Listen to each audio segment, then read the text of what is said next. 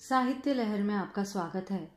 आज आप सुनेंगे मालती जोशी जी की कहानी जो बीत गई सो बात गई। आइए कहानी सुनते हैं। खाना अभी बीच में ही था कि मोबाइल बज उठा।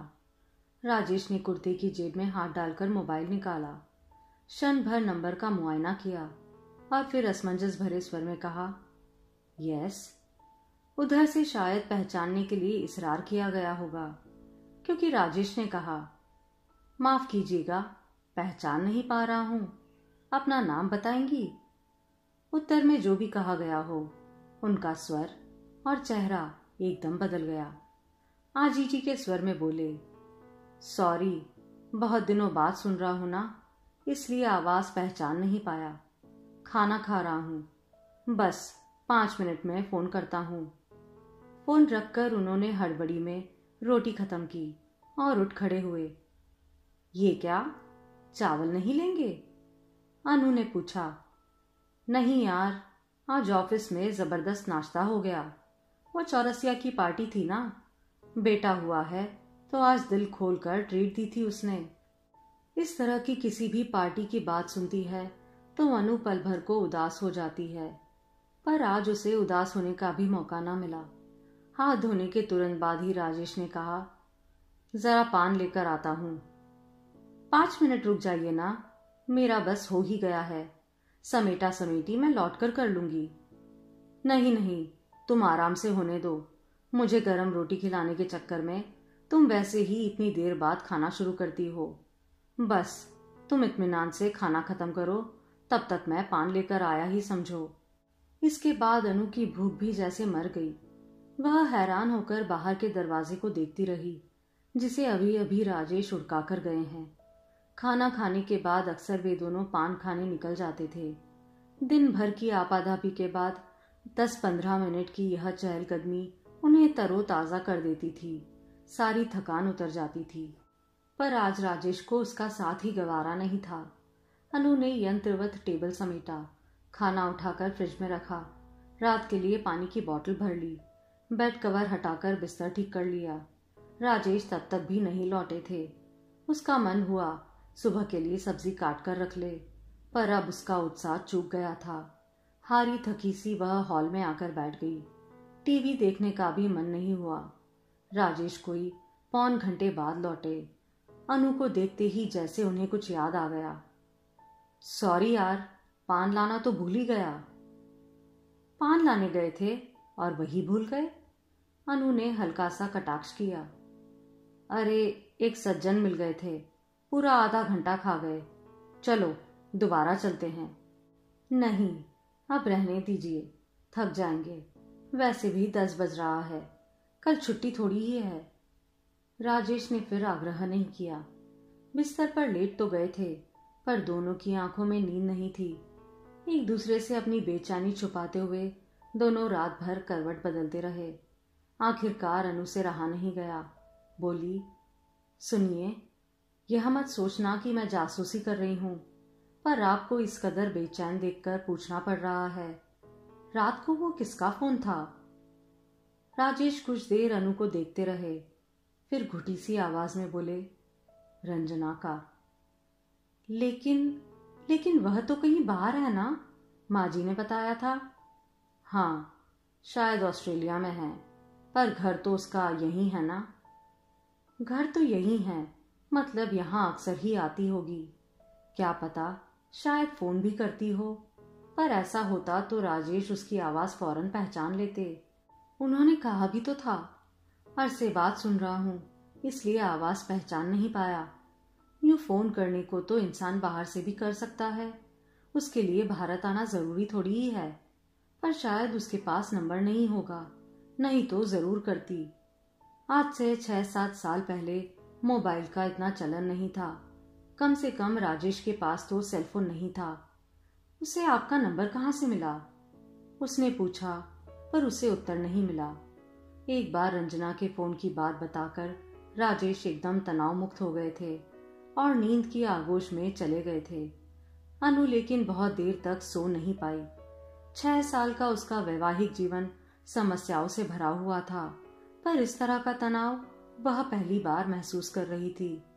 अलस सुबह आंख लगी ही थी कि मेहरी ने घंटी बजा दी। फिर तो कुछ सोचने का समय ही नहीं रहा।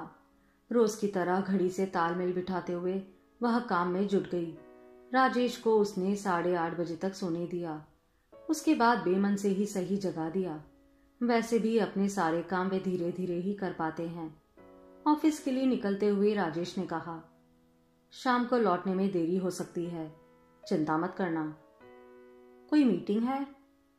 हाँ, रंजना के साथ। तो घर पर ही बुला लेते ना, उसने बड़प्पन जताया। घर पर शायद वह कंफर्टेबल फील ना करे।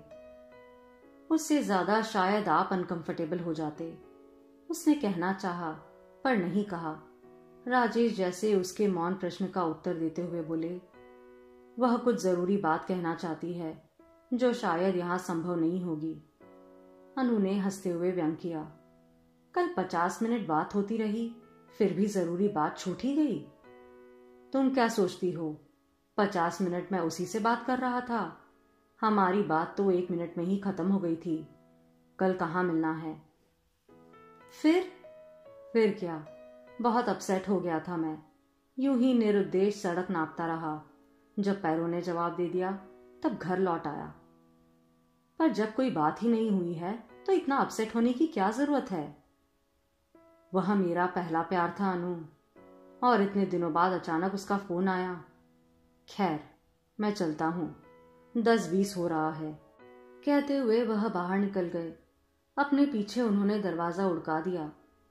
अनु सुन्न होकर सीढ़ियों पर उनके जूतों की विशिष्ट पहचान सुनती रही। हर पदचाप के साथ उसके कानों में एक ही वाक्य टकराता रह गया, वह मेरा पहला प्यार था अनु। तैयार तो उसे भी होना था, पर वह जैसे तन और मन दोनों से ही निढाल हो गई थी। ऐसी मनस्थिति में विद्यार्थियों को इतिहास क्या पढ़ा पाती, खाक। पड़ोस की लता के हाथ उसने कॉलेज में सिक नोट भेज दिया और सोफे पर पसर कर वह अतीत के गलियारों में घूमने लगी। उन दिनों पापा जीवन मृत्यु के बीच झूल रहे थे और शतायु नर्सिंग होम में भर्ती थे। यूं तो उस मंजिल पर सब सीरियस पेशेंट्स ही थे, पर बगल वाले कमरे में जो पेशेंट था, डॉक्टर अक्सर उसकी चर्चा किया करते थे।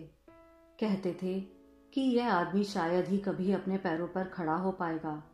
कम से कम साल भर तो उसे बिस्तर पर ही रहना होगा और कोई आधा दर्जन ऑपरेशन से गुजरना होगा, तब शायद कोई चमत्कार हो जाए।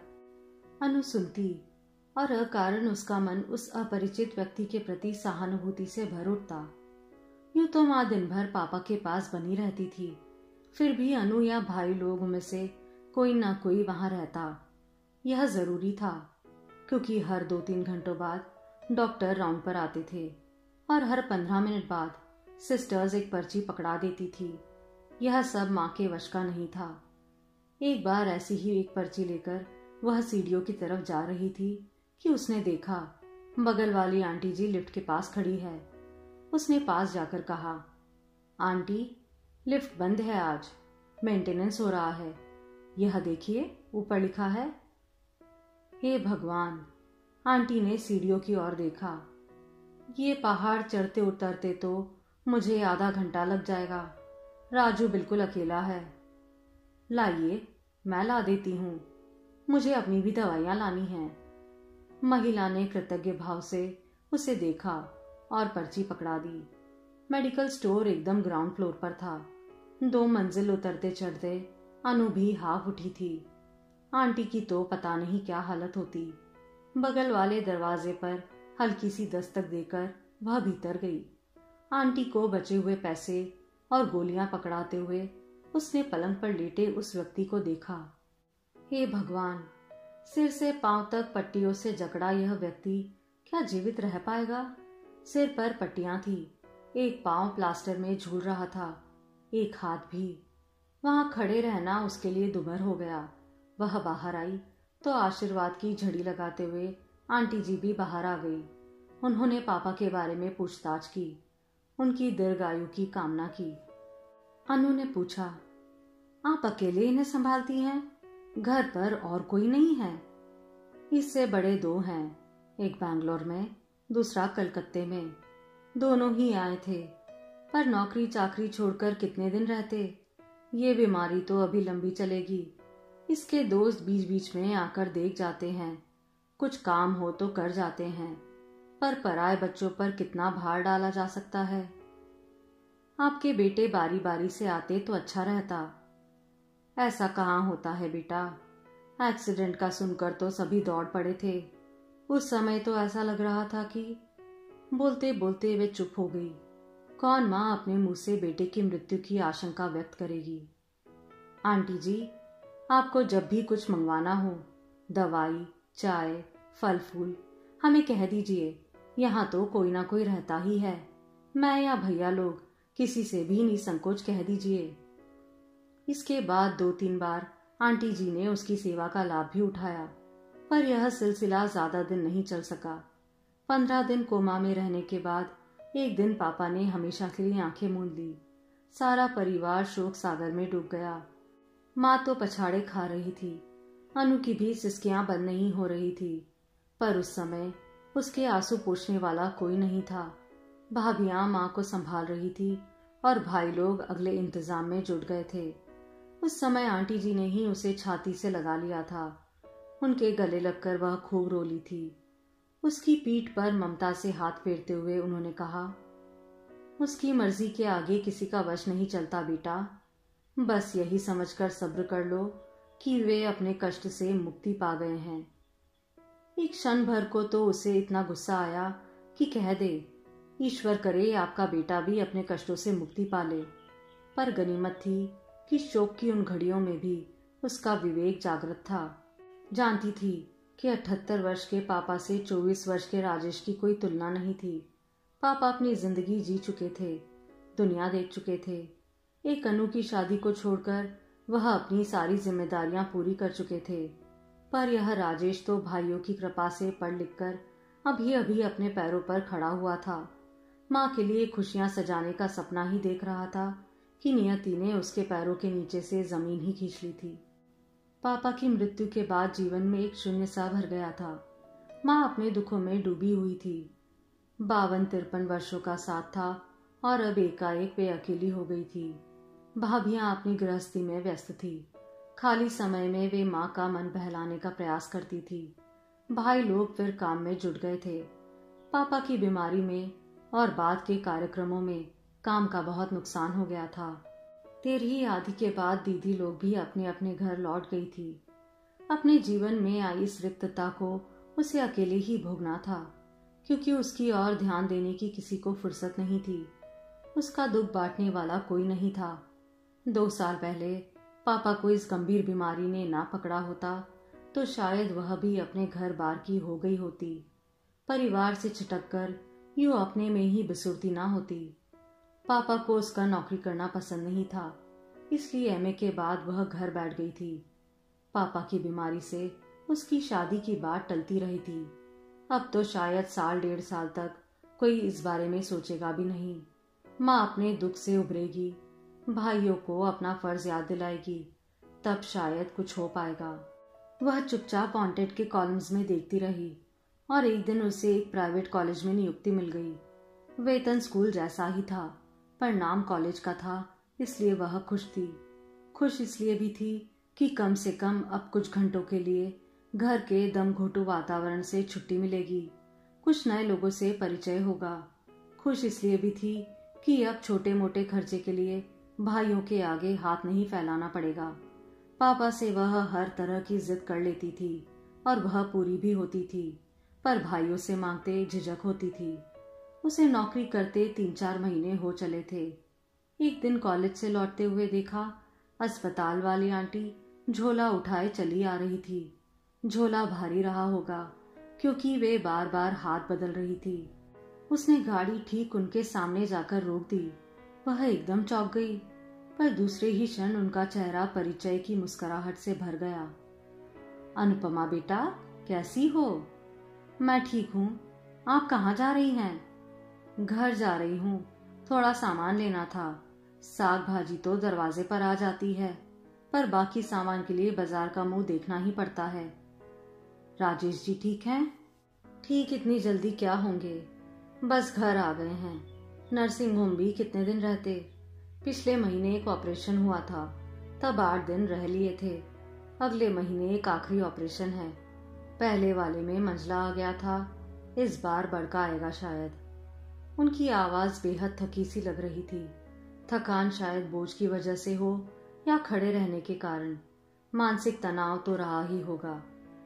आंटी, आइए, आपको घर छोड़ दूं। स्कूटी पर तो बैठ लेंगी ना? लाइए, झोला मुझे दे दीजिए और आराम से बैठ जाइए। घर ज्यादा दूर नहीं था। इत्मीनान से गाड़ी चलाते हुए अनु ने उन्हें 5 मिनट में पहुंचा दिया। गाड़ी से उतरकर उन्होंने ताला खोला तो उसे आश्चर्य हुआ। फिर अगले ही क्षण उसे एहसास हुआ, घर पर जो व्यक्ति है वह क्या इनके लिए दरवाजा खोल सकता है? ताला तो लगाना ही था।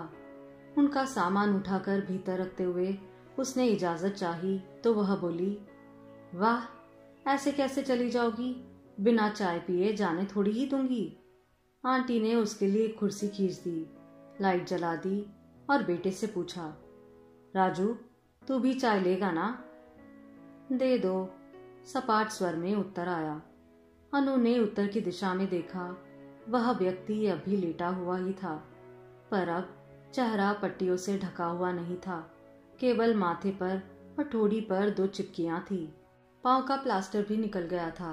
हाथ भी बंधन मुक्त थे। आंटी चाय लेकर आई तो उनका सहारा लेकर वह बैठ भी गया। इस बार उनका चेहरा ध्यान से देखा और पता लगा कि आदमी सुदर्शन है।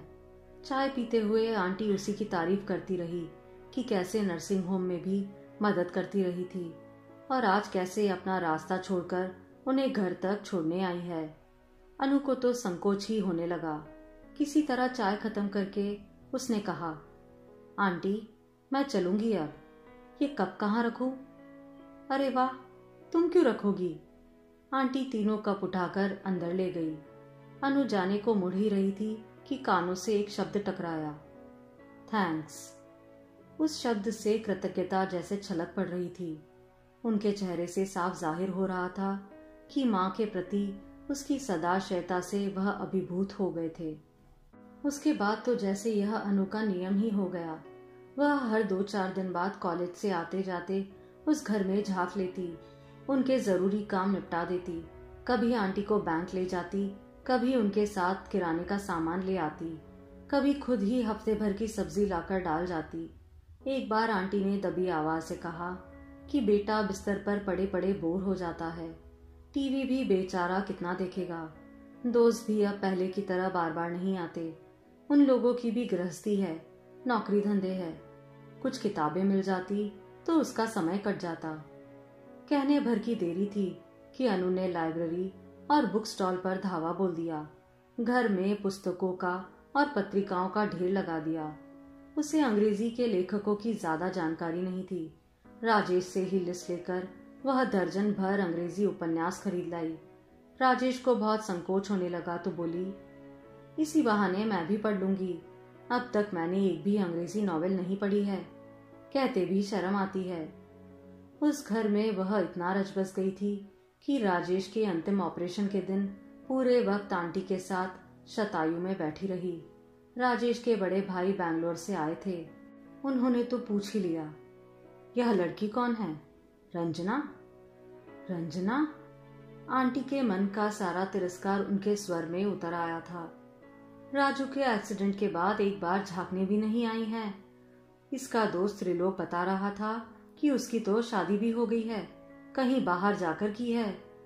उस दिन पहली बार रंजना का नाम सुना था, उसके बारे में जाना था। सब कुछ सुनने के बाद उसका मन करुणा से भर उठा था। बार बार यही लगता रहा कि तन मन से लहूलुहान यह व्यक्ति जी कैसे गया। शायद माँ की ममता ही उसे थामे रही होगी, नहीं तो मृत्यु का वरण कर लेता। कॉलेज से लौटकर अब वह नर्सिंग होम जाने लगी थी। मुश्किल से 3 दिन बीते होंगे। एक दिन बड़े भैया ने अचानक पूछ लिया, तुम्हारी कोई सहेली बीमार है क्या? नहीं तो। फिर शतायु क्यों गई थी? चतुर्वेदी अंकल बता रहे थे। चतुर्वेदी अंकल पापा के कोलीग रहे हैं और ठीक नर्सिंग होम के सामने रहते हैं।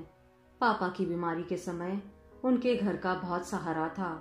माँ का नहाना धोना तो वहीं होता था, पर चतुर्वेदी अंकल क्या दिन भर खिड़की पर ही बैठे रहते हैं और इतनी दूर से लोगों को पहचान भी लेते हैं? तुमने बताया नहीं कौन बीमार है? भैया पूछ रहे थे। बड़ी मुश्किल से अनु भैया को राजेश के बारे में समझा सकी। अस्पताल के संदर्भ से उन्हें याद तो आ गया, पर फिर भी यह समझ में नहीं आया कि अनु को उसके ऑपरेशन की सूचना किसने दी। कभी कभार आंटी के पास चली जाती हूँ मैं, कॉलेज के रास्ते में ही पड़ता है ना। बड़े भैया फिर कुछ नहीं बोले, पर उनके चेहरे से साफ झलक रहा था कि उन्हें यह सब अच्छा नहीं लगा। उनके और चतुर्वेदी अंकल के डर के मारे फिर वह नर्सिंग होम भी नहीं जा पाई, पर मन में एक बेचैनी, एक छटपटाहट बनी रही। और ईमानदारी से जब उसने अपने मन का मुआयना किया तो पता चला यह छटपटाहट सिर्फ आंटी के लिए नहीं है, उनके बेटे के लिए भी है, बल्कि बेटे के लिए ही है। तब अपने आप से वह इतना डर गई कि उसके सामने भैया का भी डर फीका पड़ गया। 8-10 दिन उसने उधर का रुख ही नहीं किया। फिर एक दिन डरते डरते नर्सिंग होम फोन किया तो पता चला कि राजेश 2 दिन पहले ही डिस्चार्ज हो गए हैं। घर जाने की तीव्र इच्छा हो रही थी, पर उसने मन को मजबूती से थामे रखा। फिर इसी तरह 15 दिन और निकल गए और तब उसने मन के आगे घुटने टेक दिए। एक बार फिर उस घर की घंटी बजा दी। हमेशा की तरह दरवाजा देर से खुला। अनु जानती है कि अर्थराइटिस के कारण आंटी तेजी से चल नहीं पाती, लेकिन दरवाजा जब खुला तो वह आश्चर्य से अवाक रह गई। वॉकर के सहारे राजेश सामने खड़े थे। व्हाट अ प्लेजेंट सरप्राइज, वह अनायास बोल उठी। यह बात तो मुझे कहनी चाहिए थी, राजेश ने एक उदास हंसी के साथ कहा। फिर कुर्सी की तरफ इशारा करते हुए कहा, बैठिए। अनु बैठ गई। धीरे धीरे चलकर राजेश भी अपने बिस्तर पर जाकर बैठ गए। कहा, माँ आपको बहुत याद कर रही थी। सिर्फ माँ? मतलब वह प्लेजेंट सरप्राइज वाली बात झूठी थी? राजेश हंस दिए। सारा घर आपको याद कर रहा था। That is fine. By the way, aunty कहाँ है? बाजार गई है। सॉरी, मैं इतने दिनों तक आ नहीं सकी। दरअसल इसमें सॉरी कहने जैसा क्या है? आपकी अपनी व्यस्तताएं हैं, उससे थोड़ा समय आप हमें देती है। We are grateful. आपका धन्यवाद ज्ञापन हो गया हो तो मैं चलूं? वह उठ खड़ी हुई।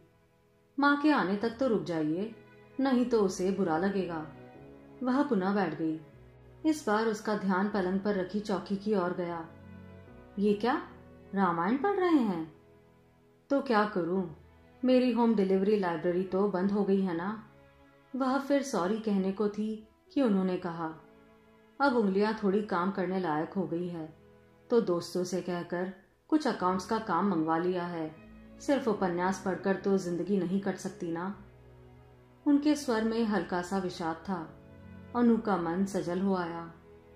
काश मैं इस काम में आपकी कुछ मदद कर सकती, but it is all Greek and Latin for me. तभी दरवाजे पर ऑटो रुकने की आवाज आई। अनु दौड़कर दरवाजे तक गई। सामान से लदी फदी आंटी ऑटो से उतर रही थी। अनु ने लपककर उनके हाथ से दोनों तीनों झोले ले लिए और किचन में रखाई। लौटते हुए वह एक गिलास ठंडा पानी भी लेती आई। आंटी को कुर्सी पर बिठाकर उसने उनके हाथ में गिलास थमा दिया।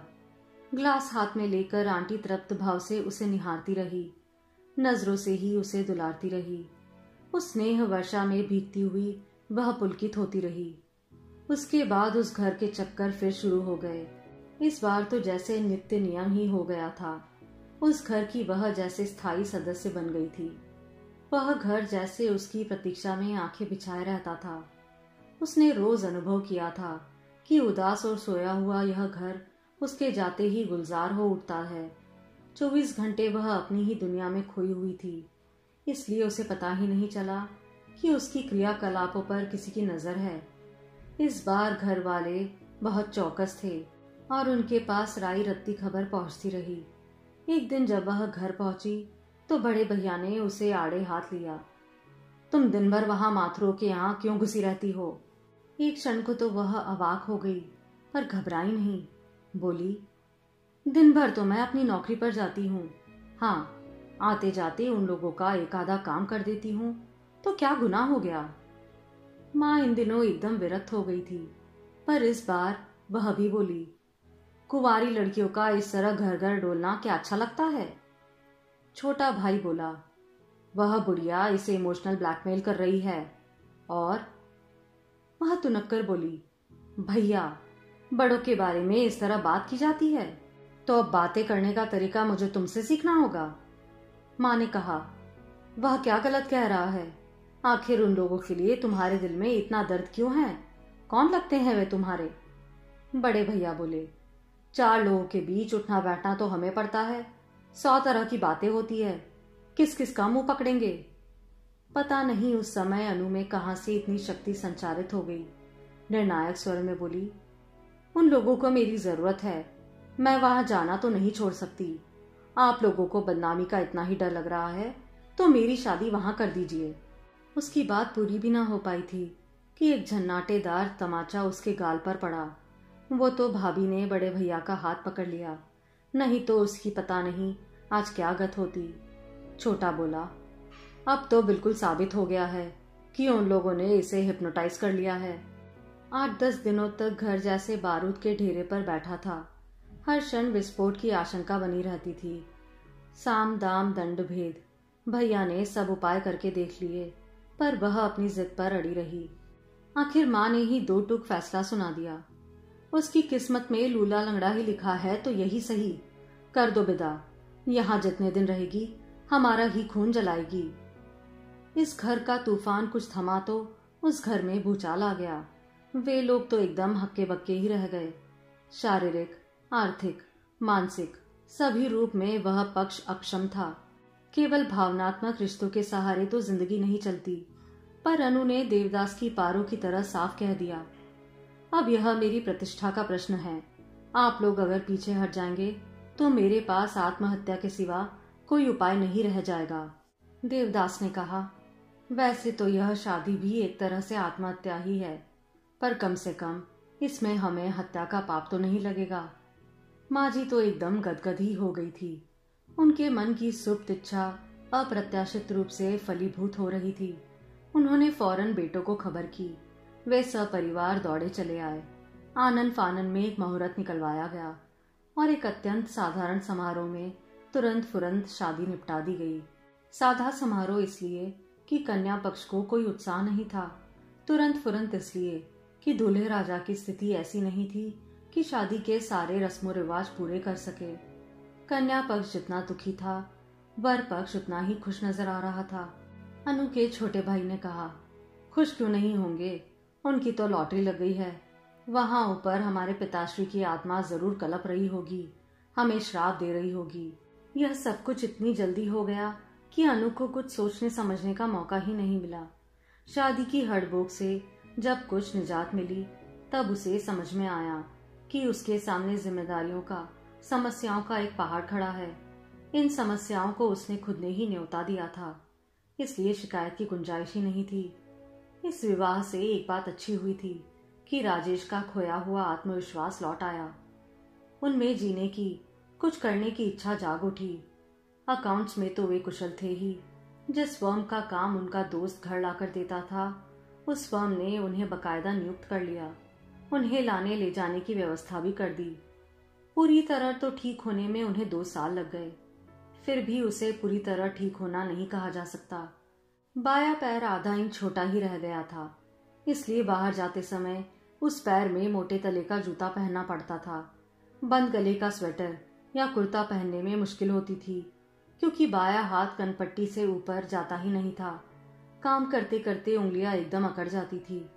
अनु ने उनके सभी पजामों में इलास्टिक डालकर रखा था। उनकी टाई की नॉट भी वही बांधा करती थी। इसमें रोमांस कम और मजबूरी ज्यादा थी। फिर भी शादी के 2 साल बीतते ना बीतते गाड़ी पटरी पर आ ही गई। 2 साल तक तो माँ जी सब्र करती रही, पर अब उन्होंने नन्हे मेहमान के लिए इसरार करना शुरू कर दिया। अनु ने साफ कह दिया, 2 बच्चों को संभालना मेरे वश का नहीं है। माँ जी ने कहा, तुमसे कौन कह रहा है, तुम मेरे बेटे को संभालना, मैं तुम्हारे वाले को संभालूंगी। बात सिर्फ साथ संभाल की नहीं थी, घर का आर्थिक ढांचा भी अभी इतना मजबूत नहीं हुआ था। दोनों नौकरी तो कर रहे थे, पर एक और नया खर्चा उठाने की क्षमता अभी उनमें नहीं थी। घर छोटा पड़ रहा था, इसलिए किराए वाला भाग भी खाली करवा लिया गया। सीधे सीधे 2,500 महीने का घाटा हो गया। भाई लोग 2 साल तक लगातार पैसे भेजते रहे। अब उन लोगों को भी विनम्रता पूर्वक मना कर दिया गया। आखिर उनके भी बच्चे थे, गृहस्थी थी, और फिर कलकत्ता और बैंगलोर जैसे शहर की महंगाई। अब शादी को 5 साल हो गए हैं। स्थिति अच्छी नहीं, बहुत अच्छी हो गई है।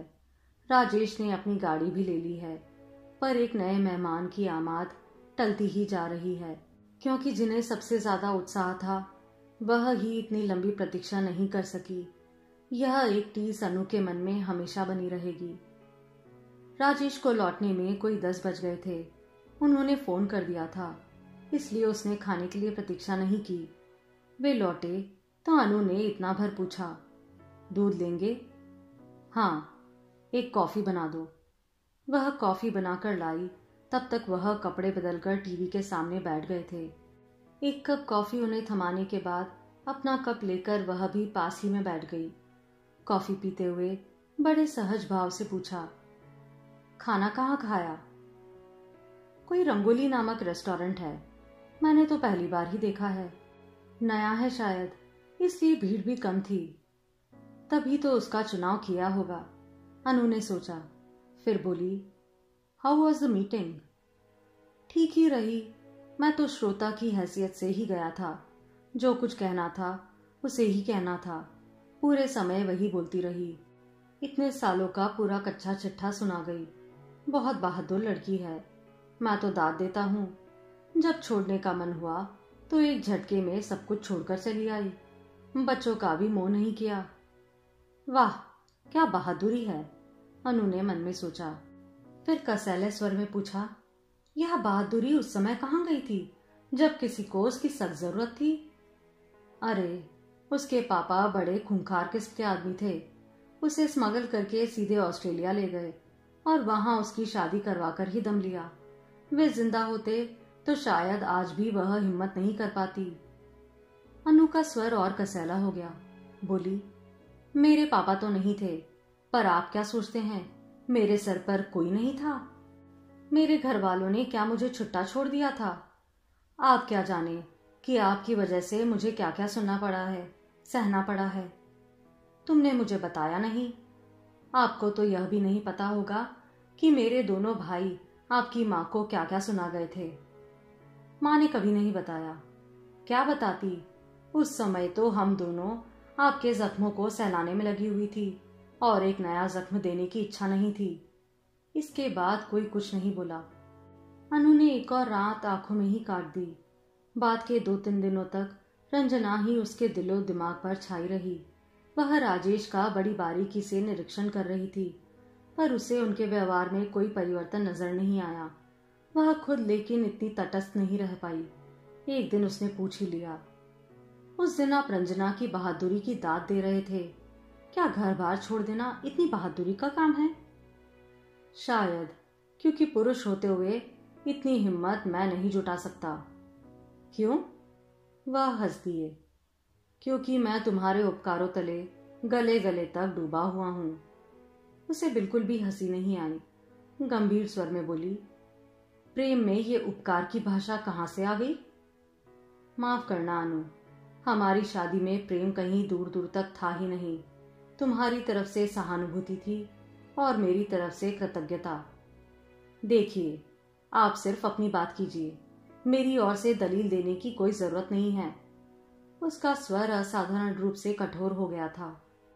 और एक बात अच्छी तरह जान लीजिए, सहानुभूति में सिर्फ सेवा हो सकती है। सहानुभूति में कोई शादी नहीं करता। हो सकता है शुरू में सहानुभूति ही रही हो, फिर धीरे धीरे प्रेम अंकुरित हुआ हो। जैसे मैं भी तो अब धीरे धीरे तुमसे प्यार करने लगा हूँ।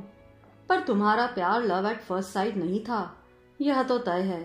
क्योंकि जिस समय तुमने मुझे पहली बार देखा था, मैं इतनी टूटी फूटी अवस्था में था कि प्रेम होना संभव ही नहीं था। और रंजना, उसका प्यार कैसा था? वह मेरा पहला प्यार था अनु। यह बात राजेश ने पहले भी एक बार कही थी, पर आज तो उनका स्वर बहुत ही आर्त था। अनु भीतर तक हिल गई थी। अगले कुछ दिनों तक सोते जागते उठते बैठते उसके कानों में वही स्वर गूंजता रहा, रंजना मेरा पहला प्यार था अनु। आखिर एक दिन हिम्मत जुटाकर चाय की मेज पर उसने अपनी बात कह डाली। देखिए, जिस दिन आप मुझे छोड़ना चाहे मुझे प्लीज बता दीजिए, मैं उसी क्षण आपको आजाद कर दूंगी, बदले में कुछ मांगूंगी भी नहीं। एकाएक यह शहीदाना बाना किस लिए? उस दिन आपने कहा था ना कि रंजना मेरा पहला प्यार है, तो अब आपका पहला प्यार लौट आया है। देखो, उनका स्वर अत्यंत कठोर हो गया। तुम मुझसे अगर ऊब गई हो तो किसी भी क्षण मुझे छोड़कर जा सकती हो, बहाने बनाने की जरूरत नहीं है। जी, मैंने तो यह सोचा था कि क्या सोचा था? रंजना वापस आ गई है तो मैं उसके पास चला जाऊंगा। क्या फुटबॉल हूं मैं जो कभी इस पाले में कभी उस पाले में लुढ़कता रहूंगा? तुम लोगों ने मुझे खिलौना समझ रखा है, जब चाहा उठा लिया, जब चाहा फेंक दिया। तुम लोग मतलब तुम और रंजना दोनों में कोई फर्क नहीं है। रंजना क्या सोचती है, वह जब बुलाएगी मैं उसके पास दौड़ा चला जाऊंगा। एक समय था जब मुझे उसकी सख्त जरूरत थी। मैं तन और मन से लहूलुहान अस्पताल में पड़ा था। उसकी एक झलक के लिए, एक स्पर्श के लिए तरस गया था, पर वह नहीं आई उसकी शादी की खबर। बस उसी क्षण सब कुछ जलकर राख हो गया। एक वह बेवकूफ है जो सोचती है कि बुझे हुए शोलों को हवा दे सकेगी, और एक तुम। प्लीज मेरी रंजना के साथ तुलना मत कीजिए, गाली जैसा लगता है। तो कृपया करके तुम भी इस तरह की उलझुल बातें करना बंद करो। देख रहा हूँ हफ्ते भर से तुम्हारा दिमाग में यही बातें घूम रही है। ना खुद चैन से जी रही हो, ना मुझे जीने दे रही हो। आई से स्टॉप इट, नहीं तो सचमुच सब कुछ छोड़ छाड़ कर कहीं चला जाऊंगा। पहली बार अनु ने अनुभव किया कि यह व्यक्ति शरीर से अशक्त भले ही हो, पर इतना लिजलिजा नहीं है कि स्वाभिमान ही ताक पर रख दे। पहली बार उसे एहसास हुआ कि भावनाओं के आवेग में ही सही उसने सही व्यक्ति चुना है। आप सुन रहे थे मालती जोशी जी की कहानी जो बीत गई सो बात गई।